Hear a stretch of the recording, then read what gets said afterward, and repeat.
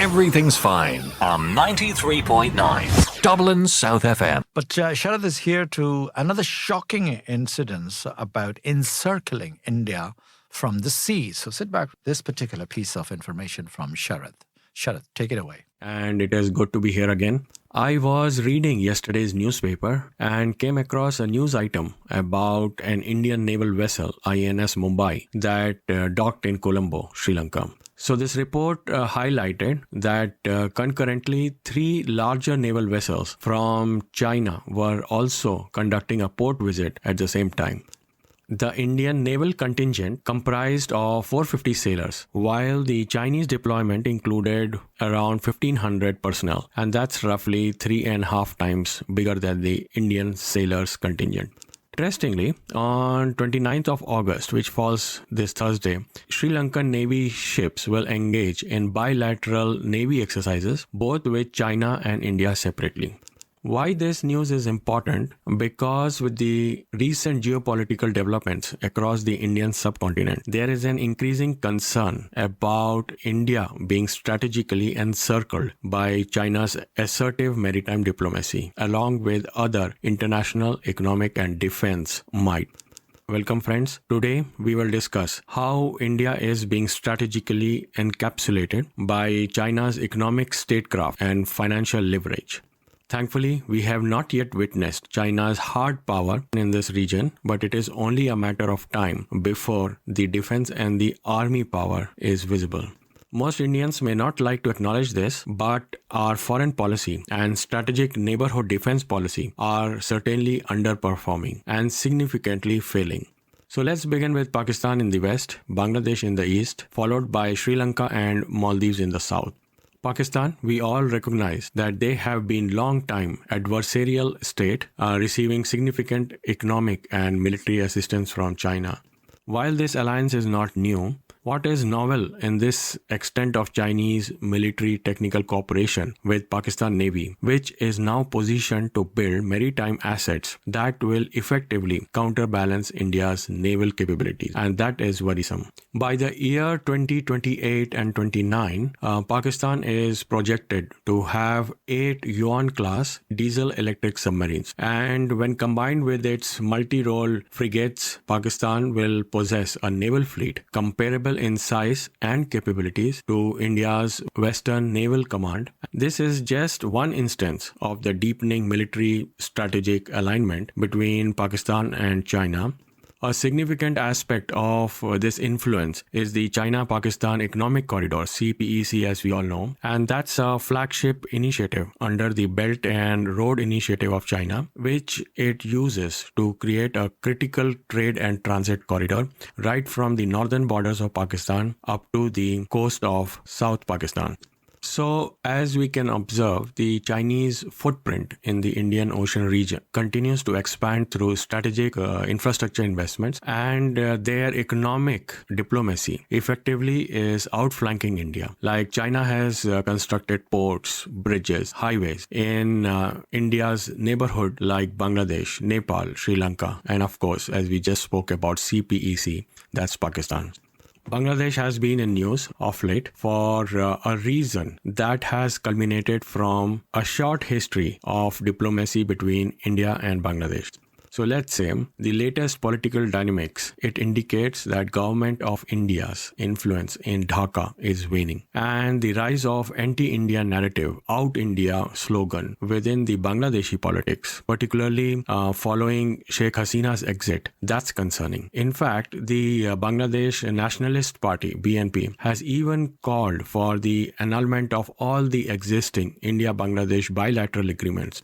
This policy shift suggests that India's diplomatic and economic engagement are underperforming to generate the rightful goodwill with Bangladesh. Conversely, China has emerged as an indispensable partner for Bangladesh, with many bilateral trade reaching approximately $18 billion. And China has also committed to several large-scale infrastructure projects under their Belt and Road Initiative, and that includes Padma Bridge, Rail Link, or Paira Power Plant. So the Indian domestic policy, particularly the National Register of Citizens, NRC, and the CAA, that have actually escalated the anti-India sentiments in Bangladesh. Not many would have envisaged this, but that has happened, and it is complicating the bilateral relationships. As a result, our eastern neighbor, Bangladesh, is slipping out of India's strategic sphere of influence, I would say. And this requires to be restored as soon as possible. Before I forget, a Teesta water sharing agreement that's pending between India and Bangladesh for very long. And it's a bone of contention in the relationship. So it must be resolved as soon as possible. Shifting focus to our southern maritime neighbors, Sri Lanka, and we observe that Sri Lanka and rather Maldives, they are also drifting away from Indian diplomatic influence. In Sri Lanka, China has emerged as the largest bilateral creditor. It holds 43% of Sri Lanka's external debt. To compare it with India, it's 15%. So over the years, Sri Lanka has significantly expanded its oil refinery capacity only with Chinese assistance. Last year, Sri Lanka granted approval to Sinopec. This is a Chinese state-owned enterprise, and they will construct a $4.5 billion refinery in the southern port. Now, this represents, again, a single largest foreign direct investment in Sri Lanka. And where does India stand? India has 23 large oil refineries, including world's largest. They could have been the forerunners, or in fact, they could have been the companies of choice when constructing a new oil refinery. But then China overtook India. Also, Sri Lanka has sought China's help in developing a container terminal in Colombo. India's expertise in container management and port management is second to none. India has more than 200 ports, of which about 68 ports are handling containers. So there is not a dearth of expertise that India could have offered to Sri Lanka. Looking ahead into September's election, there could be further strategic differences with Sri Lanka, especially when the opposition leader, Anura Kumara, he is perceived to be pro-China and also a strong contender in the upcoming elections. So while India failed to set up an oil refinery in Sri Lanka and the container terminal in Sri Lanka, in fact, the best bet of India came through the hands of Gautam Adani, who is a newcomer in this field and is politically supported. But then the seasoned player of the public sector units in India and even private players, they were sidelined. So Sri Lanka is going to be a hotbed for the Indian strategy. And Sri Lanka's economic woes continue. And after 22, the sovereign debt default, China has been excessively getting involved with the financials and the economics of Sri Lanka. Sri Lanka is heading towards debt trap diplomacy of China. So this only exemplifies the risk associated with unsustainable borrowing and in turn will influence the geopolitics of the Indian subcontinent. Maldives is a small country with just 5 lakh people, but then has a geostrategic significance because it is vital to the Chinese trade and an influence of the Indian defense. But then China has established its footprint and of lately has been successful in installing a pro-Beijing administration. It has built infrastructure projects, which includes a 4-lane bridge connecting the capital of Male with the international airport on another island. There are various housing projects and land reclaim projects. If you look at the economics, Maldives owns $1.37 billion to China. That is about 40% of the country's public debt. So according to World Bank, that is unsustainable. So like Sri Lanka, in Maldives too, China is the biggest bilateral creditor.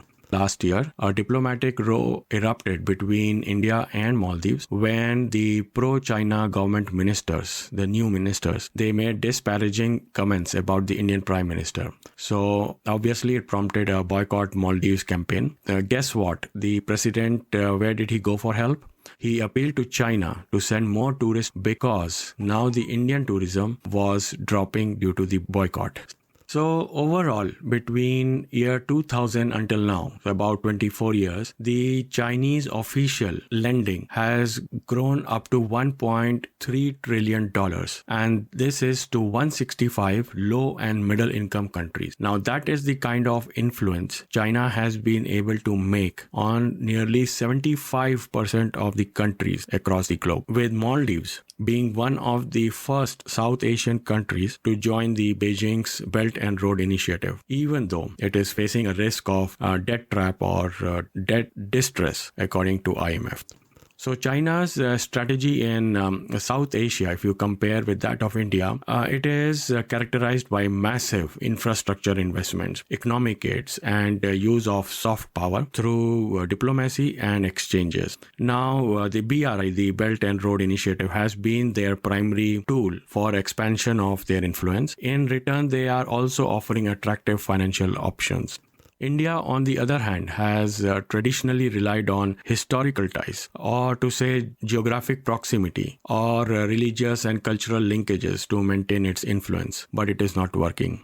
It is not enough to counterbalance China's economic might, and therefore it would not be wrong to criticize India's foreign policy, the diplomacy, to be slow and maybe too bureaucratic at the expense of China's diplomacy overtaking India's influence. For how long can India rely on its role it played in 1971 Bangladesh Liberation War? How long can it rely on its effort to restore democracy in Maldives some 30 years ago? India needs an agile and strategic maneuverability in order to entice its neighbor into its fold. So before I leave, my friends, last week I spoke about China's might in innovation and defense self-reliance. I mentioned that China is able to induct 240 warplanes every year in its arsenal. To add last week's information, India is struggling to induct even 22 warplanes a year. And this is according to Observer Research Foundation in Delhi. With that, dear friends, thank you for joining me and, of course, providing your insightful feedback. I look forward to our next discussion where we will explore again yet another real enemy of India.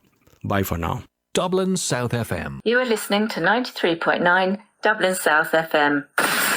Broadcasting from the Dundrum Town Centre.